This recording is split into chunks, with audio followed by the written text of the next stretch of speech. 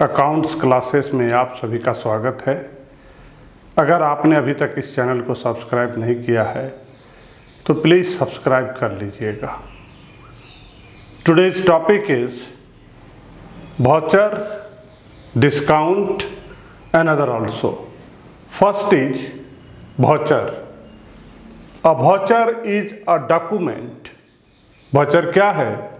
Document है, एक pieces of paper है जिसमें बहुत सारी बातें प्रिंटेड रहती है। वाउचर इज अ डॉक्यूमेंट, एक पेपर है, एक पेपर का कटिंग है which provide the customer, which provide the authorization to pay। उस पेपर के द्वारा किसी व्यक्ति को ऑथराइज करता है, अधिकार देता है पेमेंट करने का। वाउचर क्या है? एक डॉक्यूमेंट है, एक पेपर है और उस पेपर के द्वारा उस व्यक्ति को अधिकार देता है पेमेंट करने का। On the basis of which the business transaction are. और जो भी ये ट्रांजैक्शन, ये लेन देन होता है, उस लेन देन का बुक्स ऑफ अकाउंट में पहला रिकॉर्ड होता है। सबसे पहले अगर लेन देन की बात होगी और उसका अगर कहीं लिखित प्रमाण है, रिटर्न में है, तो वो सबसे पहला क्या है? वाउचर है। वाउचर को हम लोग कैश मेमो भी समझ सकते हैं। Voucher that means what? Cash memo. जब भी आप किसी दुकान पर जाते हैं और आप कोई भी गुड्स, सामान, कोई भी चीज़ परचेज करते हैं तो उसके बदले में एक कागज़ दिया जाता है जिसमें अमाउंट और उसका सिग्नेचर लिखा रहता है। और उस पेपर के द्वारा जब वो पेपर आपको मिलता है तो आपका ऑथराइज होता है, आपका अधिकार होता है कि उसमें जो लिखा गया पेमेंट है उसको आपको पेमेंट करना है। तो ये जो वाउचर है, अगर हम अकाउंट्स की बात करेंगे, बुक्स ऑफ अकाउंट की बात करेंगे, तो सबसे पहला एंट्री जो बिजनेस ट्रांजैक्शन का होता है, बिजनेस का लेन देन का होता है, वो वाउचर में होता है। अ voucher is a document which provide the authorization to pay and on the basis of which the business transaction are first of all recorded in the books of account। I think आप समझ गए होंगे कि voucher क्या है। Voucher एक document है जो पेमेंट करने का अधिकार देता है। साथ ही यह जो पेपर है, यह जो डॉक्यूमेंट है, ये सबसे पहला बिजनेस ट्रांजैक्शन का रिकॉर्ड रखता है बुक्स ऑफ अकाउंट में। Now discount. जब भी डिस्काउंट शब्द हम लोग सुनते हैं बहुत राहत महसूस करते हैं, रिलैक्स फील करते हैं। जब भी अगर आप कोई भी गुड्स परचेज करने के लिए मार्केट में जाते हो और जहाँ पर उस दुकान के सामने, उस शॉप के सामने अगर वहाँ पर डिस्काउंट लगा हुआ है 5%, 10%, 50%, तो आप बहुत रिलैक्स महसूस करते हो। कंपेयर अगर उसके बगल वाले शॉप में डिस्काउंट का बोर्ड लगा हुआ नहीं है तो आप उसको छोड़ करके आप वहीं इंटर करते हो जहां पर डिस्काउंट का बोर्ड लगा हुआ है। तो डिस्काउंट क्या है? एक राहत है, रिलैक्सेशन है। An allowance offered by the seller of goods out of the selling price of a goods और a deduction for making prompt payment is called discount। Discount क्या है? अलाउंस है। डिस्काउंट क्या है? एक अलाउंस है, एक पुरस्कार है, एक राहत है जो आपको मुफ्त में दिया जाता है। बाय द सेलर, किसके द्वारा? सेलर के द्वारा, बेचने वाले के द्वारा। Out of selling price of goods, किसमें राहत? जो उसका सेलिंग प्राइस है, जो बेचने का दाम है, उस पर आपको राहत दिया जाता है। उससे भी कम में आपको पेमेंट करना है। एक बेचने वाले के द्वारा जो वो गुड का सेल करता है उस गुड्स का जो सेलिंग प्राइस है, उस गुड्स का जो सेलिंग प्राइस है, जो दाम है बेचने का, उस प्राइस से कम आपको पेमेंट करना पड़ता है। तो जितना कम पेमेंट करना पड़ता है, उसका जो सेलिंग प्राइस है और उससे जितना कम पेमेंट करना पड़ता है, दिस इज द डिस्काउंट। वो आपके लिए डिस्काउंट है, वो कस्टमर के लिए डिस्काउंट है। तो डिस्काउंट क्या है? An allowance offered by the seller of goods. जो गुड्स बेचने वाला है उसके द्वारा कस्टमर को ऑफर दिया जाता है, राहत दिया जाता है, छूट दिया जाता है, out of the selling price of goods. किस पर? जो गुड्स का सेलिंग प्राइस है उस पर अलाउंस दिया जाता है। और a deduction for making proper payment is called discount. उसको हम लोग अलाउंस को ये डिडक्शन भी बोल सकते हैं, कम देते हैं। For making prompt payment is called, और किस लिए दिया जाता है? ताकि आप जल्दी से, तेजी से पेमेंट कर सके। सेलर के द्वारा कस्टमर को उनके द्वारा खरीदे गए गुड्स पर एक अलाउंस दिया जाता है, कुछ डिडक्शन किया जाता है ताकि खरीदने वाला पेमेंट जल्दी से करे। So this is the discount. There are two type of discount, one is trade discount और second is cash discount. So first is trade discount. When discount is allowed by a seller to his customer at a fixed percentage on the list or catalog price of good, it is called trade discount. जब seller के द्वारा अपने customer को discount दिया जाता है, जब seller के द्वारा अपने कस्टमर को डिस्काउंट दिया जाता है, किस पर? लिस्ट प्राइस पर या कैटलॉग प्राइस पर, एक फिक्स परसेंटेज ऑफ। जब सेलर के द्वारा कस्टमर को डिस्काउंट दिया जाता है एक फिक्स परसेंटेज, किस प्राइस पर? लिस्ट प्राइस पर। जो प्राइस गुड्स में लिखा हुआ है, जिसको हम लोग टैग भी बोलते हैं, टैग प्राइस, उसमें एक टैग लगा हुआ रहता है, कागज का टुकड़ा लगा रहता है जिस पर प्राइस लिखा रहता है। उस प्राइस में एक पार्टिकुलर परसेंटेज डिडक्शन होता है, उसको हम लोग बोलते हैं ट्रेड डिस्काउंट। एक सेलर के द्वारा कस्टमर को एक पार्टिकुलर परसेंटेज डिस्काउंट दिया जाता है on the price, on the list price and catalogue price of the goods. किस पर वो डिस्काउंट होती है? वो जो लिस्ट प्राइस है, जिस गुड्स को कस्टमर खरीदना चाहता है, उसमें जो लिस्ट प्राइस है, जो कैटलॉग प्राइस है, उसमें डिस्काउंट दिया जाता है, उसमें छूट दिया जाता है। तो वो जो पार्टिकुलर सेलर के द्वारा कस्टमर को छूट दिया जाता है, उसको हम लोग बोलते हैं ट्रेड डिस्काउंट। और कस्टमर को ट्रेड डिस्काउंट इसलिए दिया जाता है ताकि कस्टमर गुड्स को ज़्यादा मात्रा में खरीदे, लार्ज क्वांटिटी में खरीदे। इसकी एंट्री बुक्स ऑफ अकाउंट में नहीं होती है। जब हम अकाउंट्स की बात करेंगे, इसकी एंट्री की बात करेंगे, तो इसकी एंट्री बुक्स ऑफ अकाउंट में नहीं होती है, क्योंकि एक सेलर के द्वारा कस्टमर को जब डिस्काउंट दिया जाता है तो ये डिस्काउंट वोचर में ही माइनस कर दिया जाता है। जो कैश मेमो कस्टमर को दिया जाता है उसी में ये जो डिस्काउंट है, ट्रेड डिस्काउंट, ये माइनस कर दिया जाता है। So trade discount, when discount is allowed by a seller to its customer, जब सेलर के द्वारा अपने कस्टमर को क्या देता है?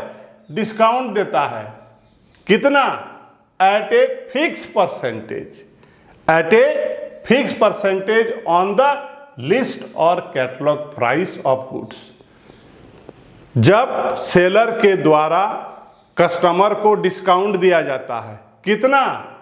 एट ए फिक्स परसेंटेज, एक फिक्स अपना परसेंटेज रखा है, 5%, 10%, 15%, 20%, एक फिक्स परसेंट, और वो परसेंटेज किसका?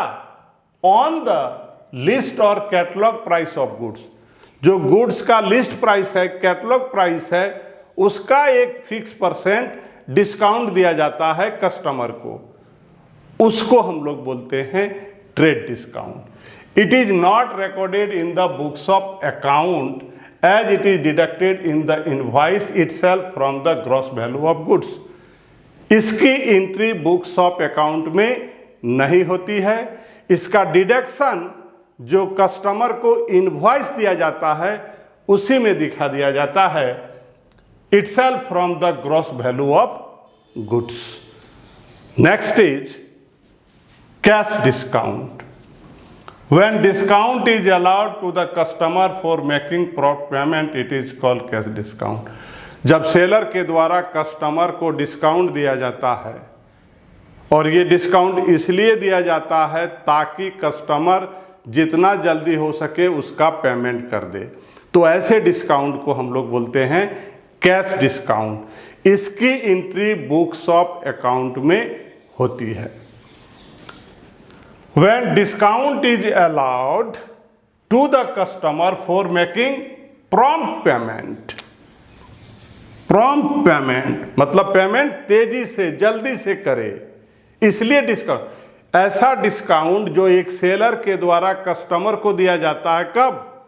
जिससे कस्टमर पेमेंट जल्दी करे, वैसे डिस्काउंट को हम लोग बोलते हैं cash discount. It is always recorded in the books of account. Cash discount की एंट्री हमेशा बुक्स ऑफ अकाउंट में होती है। अब हम लोग बात करेंगे रिबेट का। ये कैश और ट्रेड डिस्काउंट से बिल्कुल अलग है। रिबेट जो है वो कैश और ट्रेड डिस्काउंट से बिल्कुल अलग है। ये डिस्काउंट सेलिंग के बाद दिया जाता है। ये डिस्काउंट सेलिंग के बाद दिया जाता है। एग्जाम्पल में आप लोग समझ सकते हैं कि कोई ऐसा गुड्स है, कोई ऐसा गुड्स है जो जिसमें कुछ डैमेज है, प्रॉपर नहीं है, और अगर कोई कस्टमर खरीदना चाहता है तो उसमें जो कुछ प्राइस है उस प्राइस में कुछ रिलैक्सेशन दिया जाता है। उस रिलैक्सेशन को हम लोग बोलते हैं रिबेट। और रिबेट का जो नेचर है वो कैश डिस्काउंट और ट्रेड डिस्काउंट से बिल्कुल अलग है। Rebate is the reduction in the value of good sold allowed by the seller after the good has been sold. एक ऐसा रिडक्शन जो कस्टमर को दिया जाता है after selling of the goods. Rebate is the reduction in the value of goods. Value of जो goods है उसमें रिडक्शन, उसमें कम कर दिया जाता है। Allowed by the seller after the good has been sold. Its reason is other than the discount. और इसका जो रिबेट देने का रीजन होता है वो ट्रेड और कैश डिस्काउंट से कंप्लीटली डिफरेंट होता है। Goods and services tax, GST. आजकल ये वर्ड बहुत सुनने के लिए मिलता है, GST. All the indirect taxes have been merged into a single tax is called GST. जितने भी इनडायरेक्ट टैक्सेस थे सारे टैक्सेस को एक साथ मिला दिया गया है। जितने भी इनडायरेक्ट टैक्सेस हुआ करते थे अब सारे इनडायरेक्ट टैक्सेस को एक ही नाम से हम लोग जानते हैं। सारे टैक्स को एक ही जगह मिला दिया गया, वैसे टैक्स को हम लोग बोलते हैं GST, goods and services taxes. तो जब यहाँ पर इनडायरेक्ट टैक्स की बात है तो आपके मन में ये बात जरूर आती होगी, भाई डायरेक्ट टैक्स क्या होता होगा? Income tax. इनकम टैक्स का नाम आपने सुना है ना, तो income tax is the example of direct tax. But हम यहाँ पर बात कर रहे हैं जीएसटी का, गुड्स एंड सर्विसेज टैक्स। तो जितने भी इनडायरेक्ट टैक्स हुआ करते थे वो सारे टैक्सों को एक साथ मिला दिया गया, मर्ज कर दिया गया, और उसका एक नया नाम दे दिया गया goods and services tax. This is GST. ये पेमेंट करना पड़ता है जब आप गुड्स और सर्विसेज परचेज करते हो, और कलेक्ट करता है जब वो सेल करता है गुड्स एंड सर्विसेज। जीएसटी दोनों में, परचेज में भी होता है और सेल में भी होता है। परचेज में पेमेंट करना पड़ता है और सेल में कलेक्ट करना पड़ता है। GST, gross and services tax. Example, excise duty, sales tax, VAT, service taxes.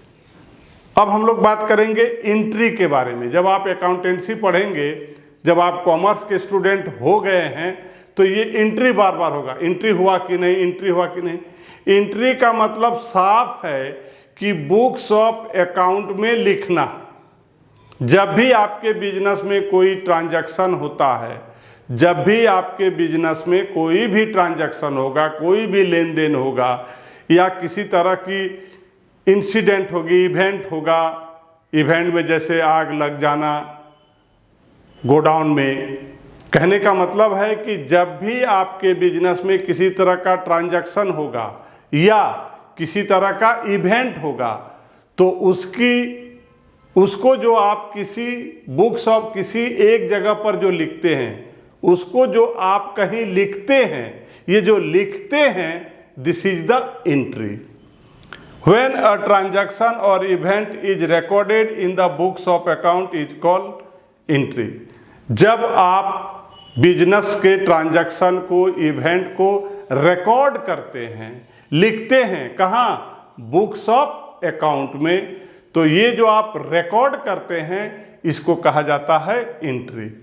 अब हम बात करेंगे बैड डेब्ट्स का। बैड डेब्ट्स मतलब डूबना, इसका साफे मतलब है कि आप इससे पहले डेटर के बारे में जाने थे। डेटर क्या होता है?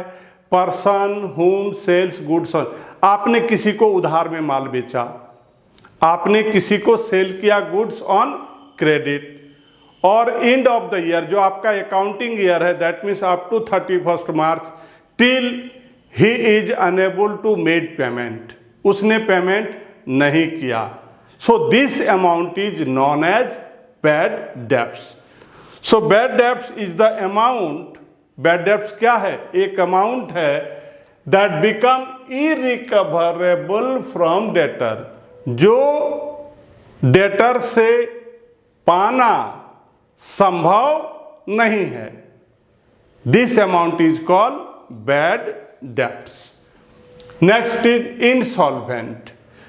कोई भी व्यक्ति और कोई भी फर्म, कोई भी इंटरप्राइजेज को हम इंसॉल्वेंट कहते हैं अगर वो अपना कर्जा चुकाने के पोजीशन में नहीं है। कोई भी व्यक्ति या कोई भी इंटरप्राइजेज, आप कहिए तो कोई भी बिजनेस फर्म, इस पोजीशन में है जिससे कि वो अपना जो कर्जा है, डेब्ट है, वो चुकाने में असमर्थ है, नहीं दे सकता है, तो ऐसे फर्म को, ऐसे इंटरप्राइजेज को, ऐसे व्यक्ति को हम लोग इंसॉल्वेंट बोलते हैं। अ पर्सन और a enterprise which is not position to pay, which is not, वो इस अवस्था में नहीं है कि वो पेमेंट कर सकता है। इट्स डेब्ट, उसका जो कर्जा है, उसकी जो लायबिलिटी है, उसको पेमेंट, वो इस पोजीशन में है कि वो पेमेंट नहीं कर सकता है। क्या? इट्स डेब्ट, अपना कर्जा, अपना लायबिलिटी, उसको हम लोग बोलते हैं insolvent. And solvent is just opposite of insolvent.